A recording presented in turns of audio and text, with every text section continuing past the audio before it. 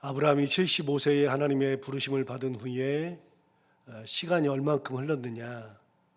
그 사이에 아브라함이 여러 일들이 있었는데 그런 일들이 다 지나가고 가장 큰 일로는 100세에 그의 아들을 낳았고, 그리고 그의 부인이 127세에 죽었으니까 아브라함이 137세 되던 해에 그의 부인 사라가 죽었죠.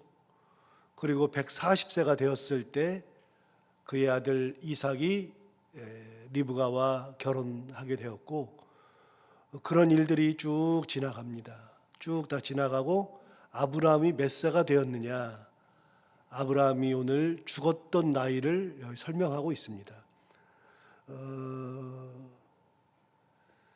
7절을 보시면 7절에 이렇게 이야기를 하죠.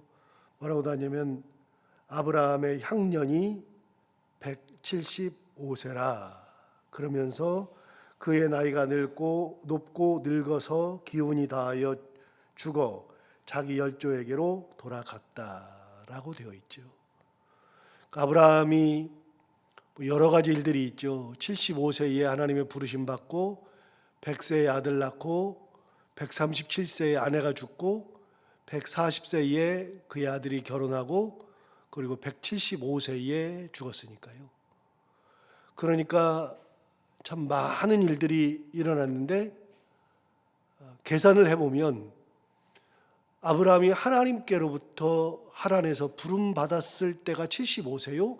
죽을 때가 175세니까 하나님 앞에 부름 받은 후에 딱 100년 살았습니다. 그렇게 100년을 살고서 죽었죠. 이렇게 자기 아내가 죽고 나서도 137세 됐을 때 자기 아내가 죽었는데, 자기 아내가 죽고 나서 175세까지 그 자기 부인 사라가 죽은 이후에 38년을 더 살았습니다. 그러니까 성경은 그냥 이렇게 계산을 해보면, 이렇게 저렇게 계산해보면 다 나옵니다. 38년을 홀로 살았죠. 자기 아들 이삭을 결혼시키고 난 다음에 140세에 결혼시켰으니까 자기 아들을 결혼시킨 다음에 35년을 더 살았습니다. 그리고 또 우리 성경에 보면 다음 주 월요일에 보겠지만, 오늘 성경에 있는 25장 20절을 보시면, 본문 20절을 보시면 이삭은 40세에 리브가를 맞이하여 아내를 삼았다. 그러니까 이삭의 나이 40세, 즉 100세에 낳았던 아들이 40세에 대해서 아내를 맞이한 장면이 40세라고 딱 정확하게 되어 있고, 여러분 26절을 보시면, 본문 26절을 보시면 후에 나온 아우는 손으로 에서의 발꿈치를 잡았으므로 그 이름을 야곱이라 하였으며 리브가가 그들을 낳을 때에 이삭이 60세였더라 라고 되어 있죠. 그러니까 이삭이 결혼한 다음에 야곱과 에서를 낳았을 때 나이가 60세라고 되어 있습니다. 그러면 40세에 결혼해서 60세에 아들을 낳았으니까요, 20년 만에 아들을 낳은 겁니다. 그러면 이삭이 60세는 아브라함이 100세 아들 낳았으니까 160세에 아들 낳은 거죠. 손주를 175세에 죽었으니까 손주를 15년 안아보고서 죽은 겁니다. 야곱과 에사가 15살 되었을 때 그때 아브라함이 죽었죠. 성경을 계산해 보면 이런저런 일을 다 볼 수 있는데, 여러분 가만히 생각해 보면 12장 1절에 아브라함을 불렀을 때가 엊그저께 같은데 100년이 지났습니다. 그 시간들이 언제 지나갔는지 모르게 훌쩍 다 지나가 버렸죠. 저는 가끔 인생을 생각할 때마다 한자 성어 중에 일장춘몽이라는 게 있는데, 하나의 길고 긴 봄에 꾸는 꿈과 같다. 인생이라고 하는 것이 그런 거다. 인생에 우리가 봄에 꿈꾸는 것 같은데 어느 순간에 보면 가을에 가 있고 겨울 되어서 죽을 날을 생각할 때가 있죠. 그래서 폴 트루시에라는 사람이 지었던 책 중에 인생의 사계절이라는 책이 있는데 사람의 인생을 사계절로 나눠본 겁니다. 그래서 봄의 계절이 있는가 하면 여름의 계절이 있고 가을이 오고 겨울이 오고, 그래서 인간이 태어날 때를 봄이고 죽을 때를 겨울이라고 그런다면 그 기간들이 계절 따라서 가는 거. 그래서 막 봄에 꽃이 필 때 멋모르고서 좋아하던 때가 있는가 하면 여름에 엄청 일을 하면서 곡식을 가꾸고 그렇게 해야지만 되는 때가 있는가 하면 가을이 되어서 추수할 때가 있고, 그때가 되면 사랑하는 자녀들을 결혼시키기도 하고 이런저런 추수물을 얻기도 하고, 그리고서 저장하면서 겨울을 보내고는 있지만 그 모든 것이 겨울을 향해서 가는 인생 사계절이라는 책을 지었던 그분이 정신과 의사인데, 그래서 계절별로 인간이 그 계절을 지나갈 때 어떤 정신적인 모습을 보이느냐, 이거를 이제 쭉 설명해 주었던 책이 있어요. 그 책 제가 참 재밌게 봤는데, 인생이 그런 거죠. 언제 지나갔는지 모르게 훅훅 지나갑니다. 그래서 오늘 우리가 불렀던 찬송가 예수가 우리를 부르는 소리 3절을 보시면 세월이 살같이 빠르게 지나 쾌락이 끝이 나고, 여러분 우리가 세월이 언제 이렇게 빨리 지나가는지 몰라요. 그 시간들이 언제 지나가는지 모르게 우리의 삶에서 있었던 쾌락이 끝이 나고 우리가 죽음 앞에 서는 날이 곧 온다라고 528장 찬송가 3절에서 이야기하잖아요. 언제 이렇게 지나가요? 일순간에 다 지나가죠. 그러고 보면 아브라함의 인생을 생각해 보면 아브라함이 75세에 하나님의 부르심을 받았을 때만 해도 쌩쌩했죠. 너에게 자식 준다, 땅 준다 그랬을 때 하나님의 부르심을 받아서 기쁨을 가지고 가나안 땅으로 왔을 때가 있었을 텐데, 그런데 기근이 나니까 애굽으로 내려가기도 하고 거기서 어려움 당하기도 하고 하나님의 은혜 가운데 올라오기도 하고 그랄 땅에 가기도 하고, 그리고 자식을 기다리다가 어떻게 하지 못하니까 하나님 자식 준다 그러니까 아예 하나님 그냥 종 엘리에셀 그냥 데리고 살게요, 내 아들 삼을게요 라고 하던 때가 엊그저께 같은데 그것도 지나가고, 롯을 구하던 때가 있었는데 롯과의 관계도 끝이 나고, 그리고 견디지 못해서 아내 사라가 38년 전에 죽었던 아내 사라가 90세 되어 76세 되었을 때 자기 남편에게 이렇게 하면 안 되니까 하나님이 아들 준다는데 안 주니까 그냥 내 종 하가라고 이렇게 해서 아들을 낳으시오. 그래서 이스마엘을 낳았을 때가 있는 것 같고, 그런 시간들이 쭉 지나간단 말이죠. 아들이 100세 되었을 때 낳았을 때 에이 하나님 내 나이가 몇 살인데요 그러던 때가 있었는데 아들을 낳았고, 일순간에 했던 것들이 다 지나가는데 지나놓고 보니까 무슨 생각이 드냐면 그렇게 먹고 살려고 발버둥 치고 그렇게 여러 가지 때문에 마음 쓰고 발버둥 치고 그랬던 것들은 다 어디 갔을까? 발버둥 치고 살려고 그러던 때 기근 드니까 애굽을 향하고 뭐 여러 가지 일들이 많이 있었는데 그 모든 일들이 하나의 꿈과 같이 싹 지나가더라. 그러고 보면 어찌 보면 인생이라고 하는 것이 참 더덥지 않을까. 여기 25장을 보니까 아브라함의 인생이 13장에 걸쳐서 나타나거든요. 12장부터 25장에서 죽으니까요. 12장에서 달 나타나고 13장에서 죽으니까 그의 인생을 따지면 장수로 따진다 그러면 13장밖에 안 되는 인생을 살아가는데 정말 오랫동안 산 것 같은데 일순간에 싹 다 지나가더라.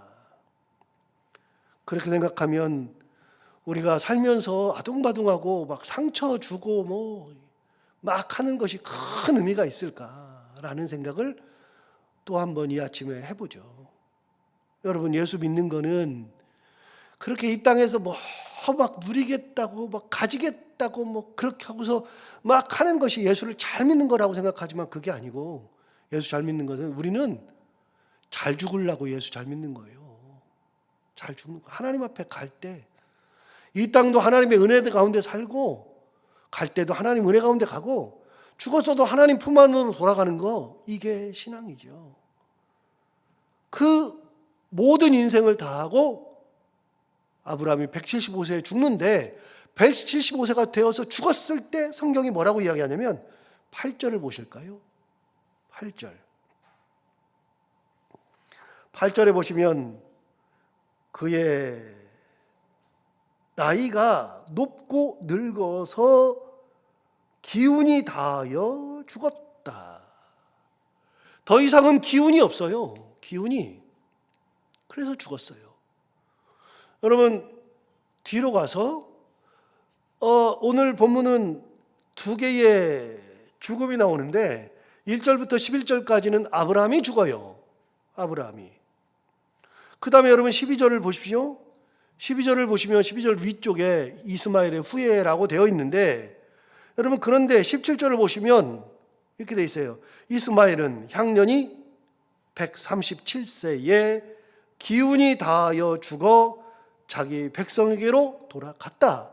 여러분, 이스마엘은 137세가 되어서 죽었다는 말이 나옵니다. 그런데 여기도 17절에도 뭐라고 나오냐면 이스마엘은 향년이 137세에 기운이 다하여 죽었다.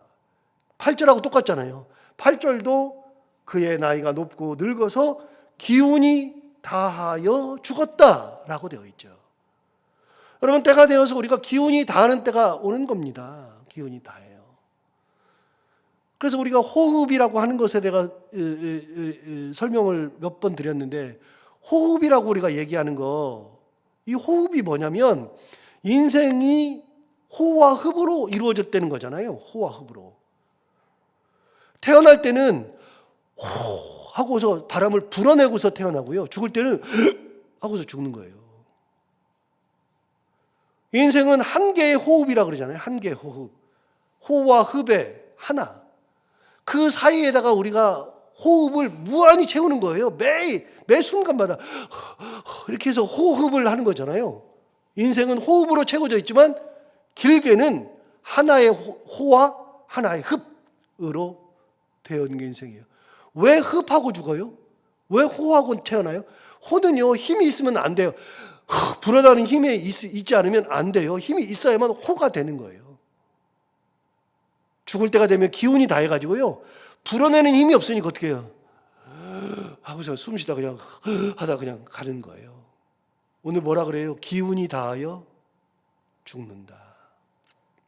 그 사이에 무슨 일이 있었느냐? 참 많은 일이 있는 것 같은데, 그런데 보니까 싹 다 지나가고, 뭐 그렇게 발버둥을 쳤을까? 뭐 그렇게 자존심 상했을까? 싶은 내용들이 다 지나가고 만 거예요. 그래서 하나님의 은혜 가운데 사는 것이, 하루하루 사는 것이 너무나도 소중한 것이다. 자, 여기까지 하고 25절 2장 1절을 보시면 이렇게 말합니다. 아브라함이 후처를 맞이하였다 그랬어요.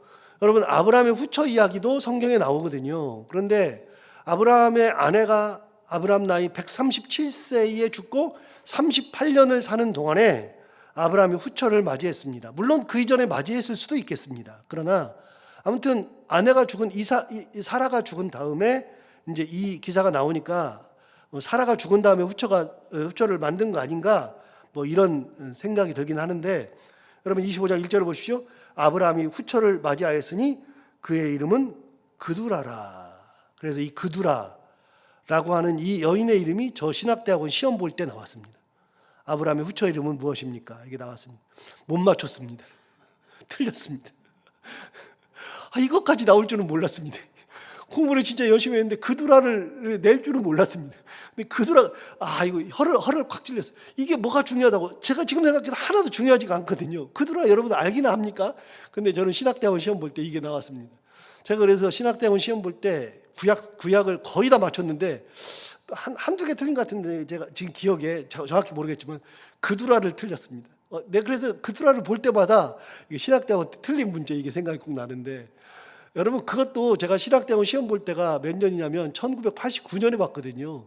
벌써 몇 년 전이에요. 35년 전 얘기입니다. 제가 지금 하는 얘기가 1988년 겨울에 봤으니까 89년 1월에 봤나요? 아무튼 제가 지금 35년 전 얘기를 하고 있는 겁니다. 언제 이렇게 지나갔죠? 그들아 보니까 생각나는데 오늘 성경하고 딱 맞잖아요. 여러분 후처를 맞아야 하는데 그 이름이 구두라라 이렇게 돼 있어요. 자 보세요. 2절을 보세요.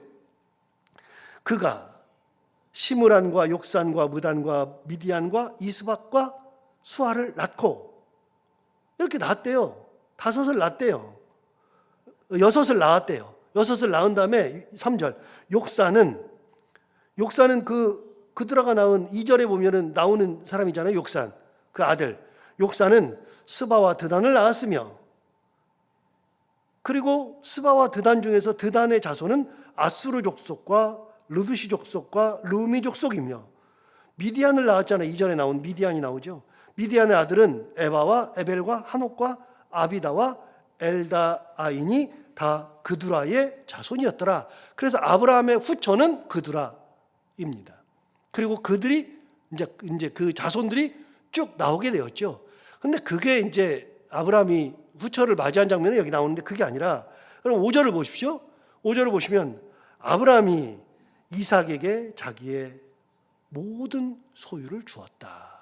그런데 죽을 때 준 것처럼 쓰여져 있지만 어제 봤죠? 24장 36절 가볼까요? 24장 36절 아브라함이 그의 종을 통해서 나홀의 성 메소포타미아에 보내가지고서 그 자기 아들의 부인 즉 며느리를 구하러 보냈을 때 그의 나이가 그때가 몇 살이었냐면 137세였을 때 약 38년 전에 그때에 140세였을 때 그러니까 약 35년 전에 그때 그 종이 나홀에게 가서 부두엘에게 가서 했던 말 중에 36절에 나의 주인의 아내 사라가 노년의 나의 주인에게 아들을 낳음에 주인이 그의 모든 소유를 그 아들에게 주었나이다. 이미 35년 전에 그 아들에게 재산을 다 주었습니다. 죽을 때 준 게 아니고요. 그런데 결국은 자기 자신의 아들에게 재산의 모든 소유를 주었다 그랬는데 24장에 가면 벌써 35년 전에 이미 다 재산을 다 준 겁니다. 그리고 6절을 보세요. 6절을 보시면 자기 서자들에게도 재산을 주었어요. 그러니까 그두라가 낳은 자식들 있잖아요. 그 자식들에게도 재산을 주어 자기 생전에 참 재미있는 게 나오잖아요. 여러분 자기 생전에 그들로 하여금 자기 아들 이삭을 떠나 동방 곧 동쪽 땅으로 가게 하였더라. 여러분 아브라함이 자기가 죽기 전에 그두라가 낳은 자식들을 전부 다 어디로 옮겼어요? 동방 쪽으로 다 옮겼습니다. 왜요? 자기 죽고 나면 어떤 일이 생길지 모르니까.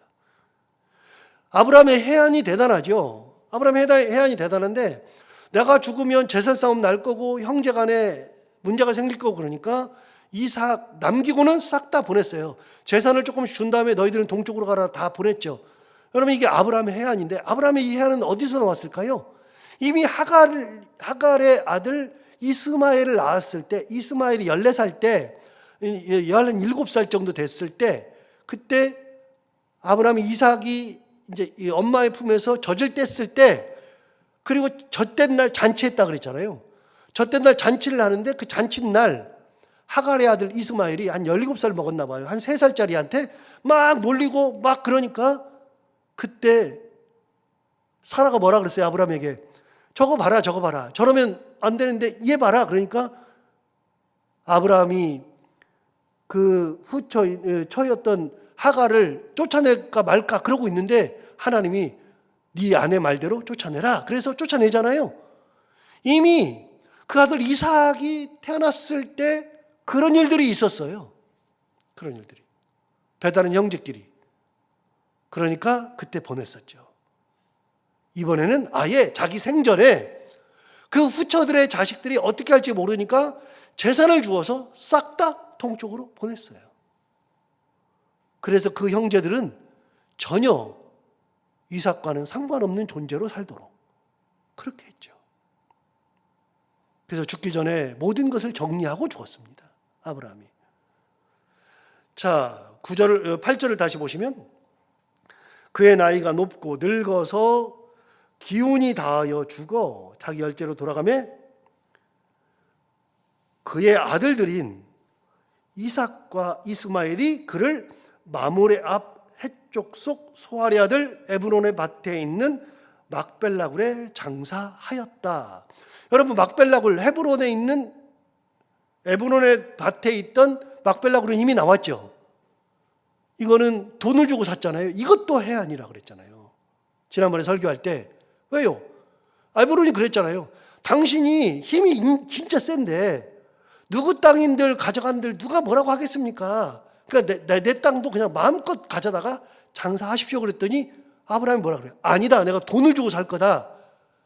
얼마냐 그랬더니 은 40세겔입니다. 그러니까 그러면 은 400개입니다. 그러니까 알았다, 그럼 내가 400개를 줄게. 그래서 그 동네 사람들을 다 모아놓고 그 사람들 앞에서 은 400개를 주고 막벨라굴을 샀잖아요. 에브론의 밭을 샀잖아요. 그리고서 사라를 장사했죠. 왜 샀다 그랬어요? 훗날 아브라함이 이미 약해졌을 때 에브론의 후예들이 그 땅 파헤쳐도 몰라요. 힘 있을 때야 뭘 못해요. 힘 없으면 그렇게 되니까 아예 돈을 주고 딱 샀죠. 그래서 아브라함 생전에 돈을 주고 땅 산 거는 딱 한 번입니다. 매장지 샀던 거, 헤브론에 있던 막벨락을 딱 한 번 샀죠.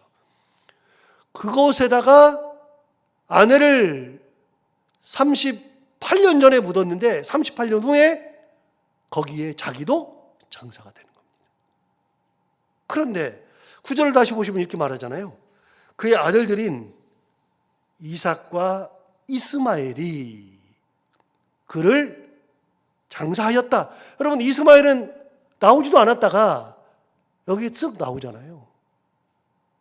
그러니까 이스마엘은 멀리 가 있긴 했지만 이런 일들을 서로 통할 만큼, 큰 일이 있을 때는 통할 만큼 그런 관계는 맺고 있었고, 특히 아버지가 죽었을 때는 이스마엘까지 와서 함께 장사를 드렸죠.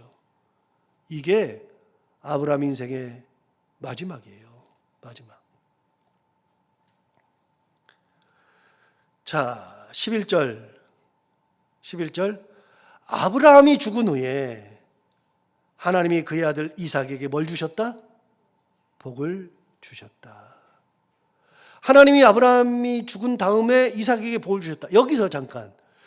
여러분, 창세기는 가장 중요한 게 하나님께서 복 주시는 거라 그랬잖아요.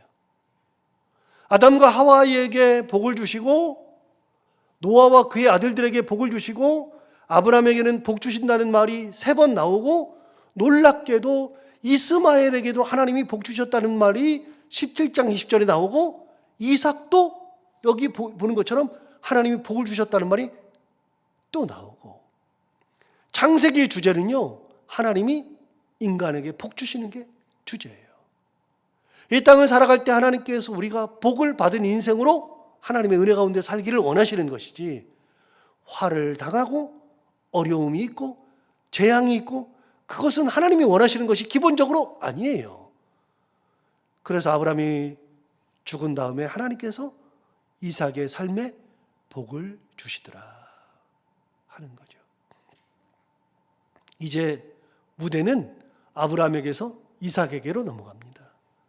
파란만장의 인생을 다 살았죠. 175세. 세월이 살같이 빠르게 지난 인생을 다 살죠. 다시요, 뭘 그렇게 아둥바둥하고 살았을까? 자기 아내를 누이라고 하고 그러고 왜 살았을까? 여러분, 인생은 우리가 한번 돌아볼까요? 우리도 뭘 그렇게 막 옆 사람하고 싸우고 감정 싸움하고 갖겠다 그러고 의미가 있을까? 얼마 안 남은 인생 하나님의 은혜 가운데에 더 많이 베풀고 더 많이 사랑하고 그렇게 은혜 가운데 살아가는 우리 모두가 다 되기를 바랍니다. 기도하겠습니다. 하나님 아버지 감사합니다. 오늘 아브라함의 마지막 모습을 봅니다. 하나님께서 은혜 주셔서 아브라함이 75세의 부르심을 받아서 175세에 죽을 때까지, 기운이 다하여 죽을 때까지 하나님의 은혜 가운데에 이렇게 살아왔던 거 생각해 보면 정말 훌쩍 화살이 날아가는 것처럼 언제 그 화살이 내가 쏜 것 같은데 표적에 딱 맞는 순간이 찰나와 같은데 그런 인생을 살아가는 아브라함, 하나님 아버지, 우리도 하나님의 은혜 가운데에 남은 인생 얼마 남지 않았지만 하나님의 은혜를 바라보며 하나님의 크신 권능 가운데 더 많이 사랑하고 더 많이 나누고 더 많이 하나님의 은혜 가운데 살아갈 수 있는 저희들 모두가 다 되게 하여 주옵소서. 하나님 아버지, 오늘도 이 새벽에 나올 때 이재용 집사님 하나님 앞에 귀한 예물 가지고 왔습니다. 하나님, 사랑하는 귀한 아들의 기도를 꼭 들어 응답해 주시기 원합니다. 수년째 계속되는 사랑하는 딸을 위한 기도 하나님 들어 응답해 주시고, 세림이가 하나님의 은혜 가운데 예수 그리스도의 능력 가운데 성령의 함께 하심으로 말미암아 그 아픔에서 꼭 일어설 수 있도록 하나님께서 큰 은혜를 베풀어 주시고, 아버지와 엄마 그리고 사랑하는 본인이 얼마나 그걸 위해서 기도하고 있을지, 얼마나 간절하게 하나님의 은혜를 간구하고 있는지 하나님 아심으로 하나님께서 사랑하는 딸에게 회복의 은혜, 강건하게 일어서는 은혜를 반드시 허락하여 주옵소서. 이거 외에 더 바랄 것도 없습니다. 하나님 아버지, 이 기도를 꼭 들어 응답해 주셔서 감사가 넘치고 기쁨이 넘치고 하나님 앞에 할렐루야 찬양할 수 있는 그런 가정이 되게 하여 주옵소서. 하나님 아버지, 오늘도 하루를 살아갈 때 오늘 주신 말씀을 기억하며 살게 하여 주옵시고, 여기에 나온 사랑하는 모든 분들 기도 제목 가지고 나왔으므로 기도 가운데 함께 하여 주셔서 응답하여 주옵시고, 하나님 아버지, 오늘도 해야 되는 것들을 기쁨으로 잘 감당하고 만나는 사람들과 함께 웃고 행복한 하루가 되게 하여 주옵소서. 하나님 아버지, 또한 기도하오니 청년부가 내일과 모레 이 양일간 수련회를 하게 됩니다. 하나님 아버지, 한 명도 머리털 끝 하나 상하는 아이들 없도록 하나님께서 지켜주시고, 아이들이 말씀을 들을 때, 교제할 때 하나님의 은혜를 많이 느끼게 하시고, 그들이 아버지 안에 하나님을 깊이 경험하고 예수 그리스도의 은혜를 가슴에 품고 돌아오는 귀한 사랑하는 우리 청년들이 되게 하여 주옵소서. 감사하며 예수님 이름으로 기도하옵나이다.